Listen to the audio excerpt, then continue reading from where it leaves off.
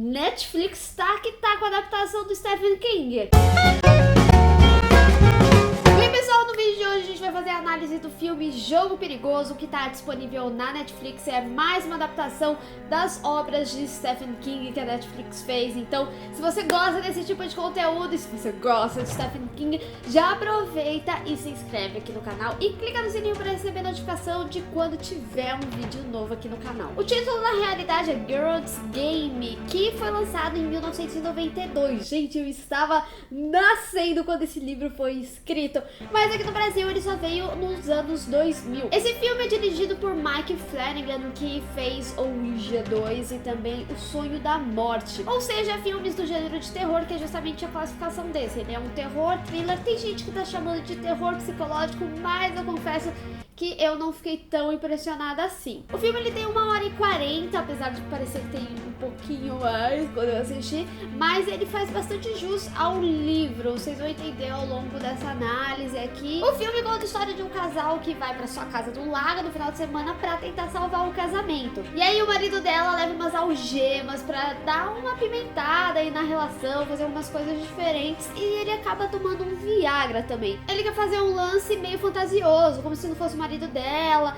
e aí ele começa meio que simular um estupro. Ela começa a ficar brava porque ela acaba lembrando de umas coisas que aconteceram na infância dela, e eles começam a discutir, começam a falar da relação, e no meio dessa discussão ele acaba tendo um ataque cardíaco, só que ela tá algemada. Então ali a história principal do filme é ela tentando sair e tendo várias alucinações. O marido dela tá morto ali no chão, e também temos um cachorro que está faminto, que eles encontram no meio do caminho da estrada, mas ela acaba dando uma carninha lá no início, só que este cachorro volta porque ele sente cheiro de corpo morto, ou seja, eu já sabia o que ia acontecer aí, né? Como Jessie é a esposa, temos Carla Gugino, você já deve conhecer ela de Californication, Watchmen e Sin City. E Geralt é Bruce Greenwood, você provavelmente já deve conhecer de Star Trek e Eu, Robô. Esse filme, no geral, ele tem vários pontos que, assim, eu gostei disso, mas isso daqui atrapalhou nisso e nisso. Então ele fica bem ali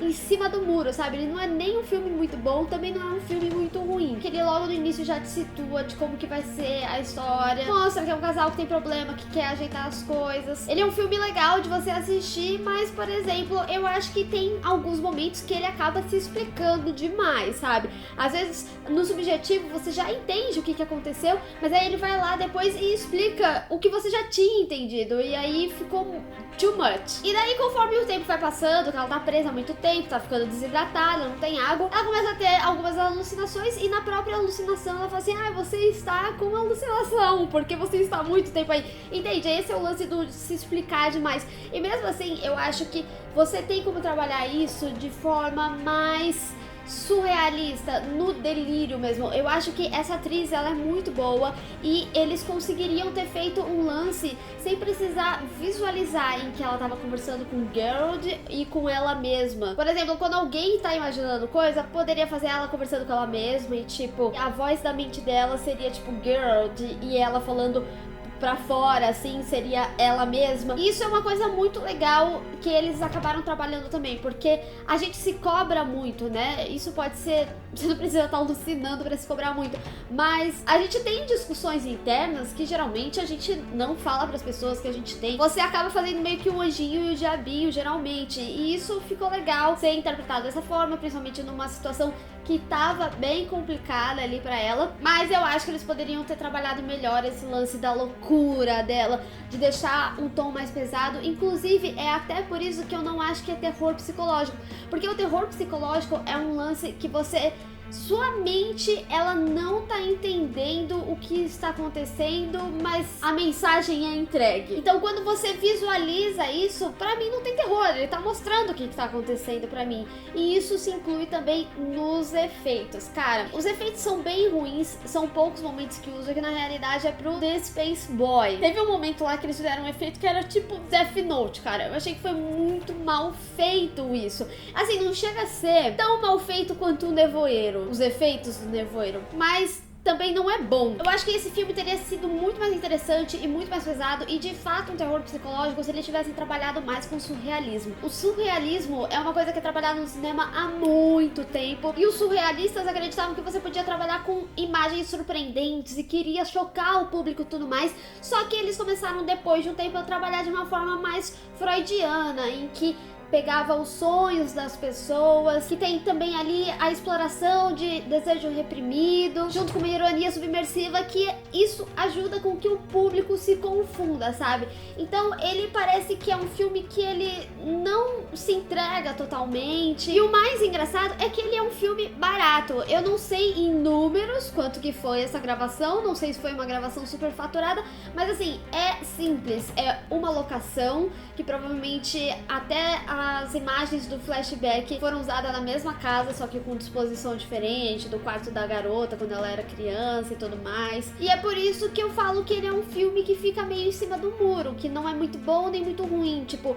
os efeitos, eles não são muito bons, mas também não tão ruins. Tem uma cena específica que é muito ruim, que o olho do cara até pisca, sei lá. Eu acho que esse filme, pra ele principalmente ser um terror psicológico, nem se apegando no terror psicológico, mas o que ele quer entregar, sabe? Eu acho que teria sido muito melhor se ele tivesse trabalhado com surrealismo, se ele não visualizasse tanto, se a alucinação dela tivesse ficado aqui na cabeça dela e eles trabalhassem mais o jogo corporal da atriz. Cara, isso teria sido incrível se tivesse feito dessa forma, e também é algo simples de fazer. Só contratar um bom ator. Mas é simples de fazer. Acho até mais custo na realidade de gravação, eu acho. E o filme, ele trabalha com umas temáticas super interessantes, desde abuso dentro de casa. O filme também tem esse debate de uma relação entre o homem e a mulher e sobre o jogo de poder, que pega desde ali de um acontecimento da Jessie quando ela era criança até uma fantasia sexual quando ela é adulta lá com o marido dela, de uma simulação de estupro. Então assim, ele tem umas temáticas relevantes e que são bem atuais, que teria sido extremamente interessante ter falado. As pessoas se comoveram bastante com 13 Reasons Why, principalmente porque, além de ter sido explícito e um pouco irresponsável, as pessoas estavam falando disso, as pessoas começaram a se preocupar mais com pessoas que têm depressão, abriu o olho de alguma forma das pessoas para situações assim. Então eu acho que esse filme, ele, se ele tivesse sido bem trabalhado, ele poderia ter o mesmo peso de uma série dessa, sabe? Em que as pessoas estariam conversando sobre o abuso acontecendo dentro de casa e como o pai dela levou a história para que a mãe não descobrisse, para que ninguém descobrisse. E aí, isso tudo que eu tô falando aqui, ele ainda se quebra por causa do final do livro, em que ela tá escrevendo uma carta pra ela mesma e aí mostra matérias de um cara da necrofilia. Vai ficar muito em aberto, vai parecer muito louco aqui o que eu tô falando, porque eu não quero dar muitos detalhes pra não dar spoiler muito relevante aqui. O filme se perdeu totalmente, sendo que Stephen King, ele trabalha com outras obras que daria pra colocar. E esse lance do cara da necrofilia e tudo mais, tem algumas coisas que quando você trabalha com uma adaptação, você não precisa fazer necessariamente o livro de ponta a ponta, ou você faz 2 filmes, mas eu acho que se esse filme tivesse focado mais nessa história, ele talvez até teria sido melhor trabalhado, porque parece que nos minutos finais do filme, ele meio que dá uma corrida pra explicar esse final e tem uma revelação muito louca que você não tava esperando. Então assim, o filme, ele não se completa, ele não se garante, ele é um filme em cima do muro. E é por isso que a minha nota aqui no canal vai ser 6,5 de 10, porque assim, ele não é de todo ruim, sabe? O filme, ele é bem trabalhado, as imagens são bonitas, elas são bem trabalhadas nas cores. E uma coisa bem engraçada sobre falar de surrealismo e de terror psicológico e tudo mais, é que as melhores cenas trabalhadas são as cenas reais. Então eu tenho mais agonia, não é do que ele tá me mostrando ali, das alucinações dela, o medo do cara que aparece no quarto, o medo do cachorro que tá comendo o marido dela. Eu não tenho medo dessas coisas e não me dá agonia essas coisas, até porque quando o cachorro pega pedaço, porque até esses efeitinhos assim do cachorro comendo carne é meio mal feito. Então assim, talvez se ele tivesse ou trabalhado esse surrealismo melhor ou ficado mais no real, teria sido perfeito. O filme teria se assumido, ou seja, se ele tivesse feito tudo de novo, se ele tivesse regravado esse filme, sacanagem. É muito triste porque eu gosto das obras de Stephen King e eu tenho visto que eles têm feito cada vez mais adaptações. Tem aí recentemente o It, tem o Nevoeiro, que inclusive foi cancelado, tem esse filme, tem tanta coisa de Stephen King que tá sendo feita, mas tá parecendo tipo, sabe, filme de videogame, que quase ninguém acerta, são acertos pontuais, assim, tipo, It no caso é o acerto pontual que deu certo, o de 2017. Gente, se for pra fazer uma obra respeitada, que vários fãs de Stephen King gostam, pô, faz direitinho, sabe? Não faz só por fazer e porque tem um peso no nome. E é por isso que a minha nota é 6,5, dei toda uma volta pra explicar o porquê da nota. Mas, gente, no Metascore tá com 76 e no Rotten 89. Pode ser que